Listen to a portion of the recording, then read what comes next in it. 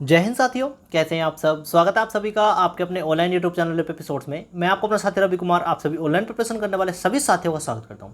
साथियों, आज की वीडियो में बात करने वाले हैं UP police constable new vacancy 2023 के बारे में।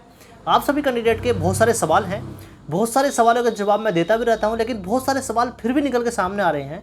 तो मैंने सोचा क्यों ना आप लोगों के लिए उन सभी सवालों के कंबाइंड एक ऑफलाइन वीडियो बना दूं आप सभी कैंडिडेट के। तो आप सभी कैंडिडेट का सबसे बड़ा सवाल है, क्या हम बिना पेपर दिए ही यूपी पुलिस में ओवरेज हो जाएंगे? यूपी पुलिस में एज रिडक्शन मिलेगा या नहीं मिलेगा? बहुत सारे कैंडिडेट यहाँ तक कह रहे हैं कि जो हमने महामारी देखी, कोरोना काल देखा 2 से 3 साल का, तो कम से कम हमें 2 से 3 साल का एज रिडक्शन मिलना चाहिए या नहीं मिलना चाहिए। तो उसी से संबंधित एक बहुत बड़ी खबर सीआरपीएफ एचसीएम से संबंधित जो 3 साल का आज के अखबार में आप सभी ने देख लिया होगा कि एज रिडक्शन वहाँ पर मिला है।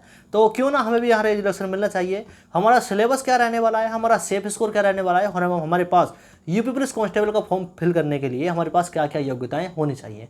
जो कैंडिडेट नए हैं उन सभी कैंडिडेट का ये सवाल जरूर है कि हमारे पास यूपी पुलिस कांस्टेबल में फॉर्म फिल करने के लिए हमारे पास में क्या क्या योग्यताएं होनी चाहिए। बहुत सारी फीमेल कैंडिडेट का भी यही सवाल है। बहुत सारी फीमेल कैंडिडेट कंफ्यूज रहती हैं कि हमारी हाइट कितनी होनी चाहिए, हमारा वेट कितना होना चाहिए। तो सभी सवालों का जवाब देने की मैं पूरी कोशिश करूंगा। आप वीडियो में अंत तक जरूर बने रहिए, और आप चैनल पर जो भी हो नए हों, आप जो भी चैनल पर नए हो आप चैनल को सब्सक्राइब कर सकते हैं, बेल आइकन प्रेस करके रख सकते हैं, ताकि इन फ्यूचर मेरे द्वारा प्रोवाइड की वीडियो का नोटिफिकेशन आप सबके समक्ष पहुंचते रहे। शुरू करते हैं आज की video. UP police constable new vacancy 2023 आप सभी इंतजार कर रहे हैं। आपने कई बार अखबार में कटिंग के माध्यम से और नोटिफिकेशन के माध्यम से आपने 35,757 पदों पर यूपी पुलिस कांस्टेबल भर्ती के बारे में चर्चा सुनी होगी।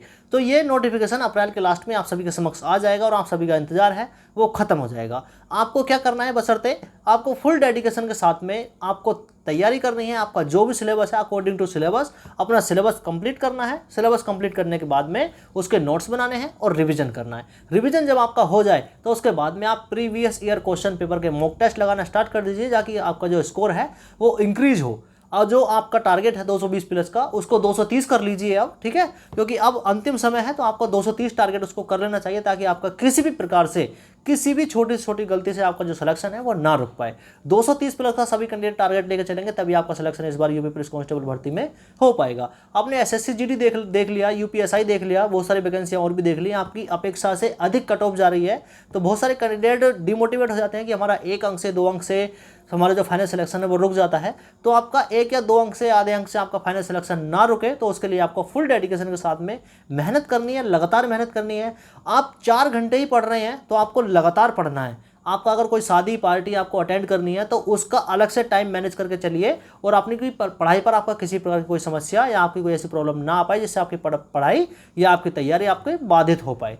आपको यूपी पुलिस कांस्टेबल में सिलेक्शन लेने के लिए मानसिक एवं शारीरिक रूप से तैयार रहना पड़ेगा, तभी आपका जो यूपी पुलिस कांस्टेबल में सिलेक्शन है वो हो पाएगा। क्योंकि एग्जाम के साथ साथ आपको जो 5 किलोमीटर का फिजिकल है 24 मिनट में, वो भी क्वालिफाई करना होता है।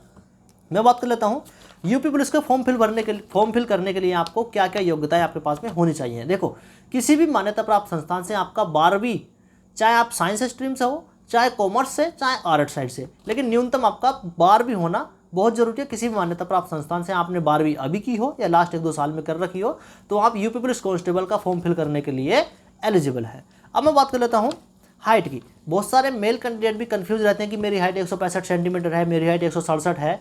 तो देखो, यूपी पुलिस कांस्टेबल का वही कैंडिडेट फॉर्म फिल करे जिसकी न्यूनतम हाइट 168 सेंटीमीटर है। फीमेल कैंडिडेट की मैं बात कर लेता हूं। जिस फीमेल कैंडिडेट की न्यूनतम हाइट 152 सेंटीमीटर है, वो female and male candidate form fill करने के लिए एलिजिबल है। देखो, बाद में क्या होता है, मेडिकल के टाइम पे या फिजिकल स्टैंडर्ड टेस्ट के टाइम पर आपको हाइट में बाहर कर दिया जाता है, तो उस समय बड़ा दुख होता है, क्योंकि उस समय हमने परीक्षा पास कर रखी होती है, और परीक्षा पास करने के बाद में जब हम हाइट में चेस्ट में बाहर होते हैं तो हमें बहुत ज़्यादा दुख होता है। तो वो कैंडिडेट फॉर्म फिल ही ना करे, ताकि किसी प्रकार की समस्या ना आए। चेस्ट की मैं बात कर लेता हूँ। फीमेल कैंडिडेट के लिए कोई जरूरी नहीं है। मेल कैंडिडेट के लिए 79 से 84 यानी 5 सेंटीमीटर का फुलाव बहुत जरूरी है। जब आपका मेडिकल होगा तो वहाँ पर आपको 5 सेंटीमीटर का फुलाव मांगते हैं। एज क्राइटेरिया, देखो अभी तक क्या होता था, 18 से 22 साल जनरल कैंडिडेट की एज थी, उसमें एज रिलक्शन था ओबीसी कैंडिडेट के लिए 3 साल और एससी कैंडिडेट के लिए 5 साल, ठीक है। अब क्या होने वाला है, जो सबसे बड़ा सवाल आप सभी को पूछा जा रहा है कि एज रिलक्शन हमको कितना मिलेगा या नहीं मिलेगा। देखो, मैं 99% में बोल सकता हूं कि आपको एज रिलक्शन मिलने वाला है। ये इतनी बड़ी बात मैं क्यों बोल रहा हूं, क्योंकि लास्ट जो वैकेंसियां हमने देखी, चाहे वो एसएससी जीडी की हो, अन्य वैकेंसी हो, या आज की मैं बात कर लेता हूँ 19 अप्रैल को। आज हम अगर हिंदुस्तान का अखबार देखेंगे तो सीआरपीएफ कांस्टेबल न्यू वैकेंसी में जिसकी डेट 25 अप्रैल लास्ट डेट है फॉर्म फिल करने की, उसमें 3 साल का एज रिडक्शन हमको देखने को मिला है। वो 3 साल कौन से हैं? वो 3 साल वही हैं जिसमें हमने महामारी, पैंडेमिक या हमने कोरोना काल देखा। तो कोरोना काल को देखते हुए हमें प्रत्येक वैकेंसी में जो 2022-23 में हुई या हो रही हैं, तो उनमें कम से कम 2 से 3 साल का हमें एज रिडक्शन देखने को मिल रहा है। बहुत सारे कैंडिडेट ये पूछते हैं मुझसे कि भैया हम क्या बिगर पेपर दिए ओवर एज हो जाएंगे? नहीं, ऐसा नहीं है। जिन कैंडिडेट की एज 2 से 3 साल ओवर एज हो रही है अकॉर्डिंग टू एज, तो वो कैंडिडेट अपनी तैयारी ना छोड़ें। अपना एवं अपने माँ बाप का सपना पूरा करने के लिए वो निरंतर नियमित रूप से अपनी तैयारी करते रहें। कोई भी कैंडिडेट ये ना सोचे कि मैं ओवरेज हो गया हूँ। 2 से 3 साल तक का आपको एज रिडक्शन देखने को मिलेगा। ये प्रबल संभावनाएं हैं अकॉर्डिंग टू जो लास्ट वैकेंसी अभी तक हुई हैं, उनको देखते हुए मैं ये सब बातें बोल रहा हूँ। ठीक है। एग्जाम के बारे में पूछते हैं कि भैया एग्जाम ऑफलाइन होगा या ऑनलाइन होगा। बहुत सारे कैंडिडेट का ये सवाल रहता है। देखो, अभी तक यूपी पुलिस की जो वैकेंसियाँ होती थी उनमें एग्जाम ऑफलाइन मोड में होता था, लेकिन आपने यूपीएसआई 2021 9534 पदों पर जो भर्ती प्रक्रिया देखी उसमें एग्जाम ऑनलाइन मोड में हुआ था, कंप्यूटर बेस्ड एग्जाम था। एसएससी जीडी के किसी भी पैटर्न की परीक्षा देख लीजिए, चाहे वो एसएससी जीडी हो, एसएससी एमटीएस हो, एसएससी सीजीएल, सीएचएसएल, चाहे वो रेलवे ग्रुप डी तक की वैकेंसियाँ ऑनलाइन मोड में यानी कंप्यूटर बेस्ड टेस्ट हो रहा है। तो हो सकता है ये भी 90% चांस है कि आपका UP police constable new vacancy exam online mode में कंप्यूटर के माध्यम से आप सभी को एग्जाम देने का मौका मिले। तो जो कैंडिडेट ऑफलाइन का विचार सोच रहे हैं कि हमारा एग्जाम ऑफलाइन होगा, तो वो कैंडिडेट ये विचार त्याग दें, आपका एग्जाम इस बार ऑनलाइन होगा।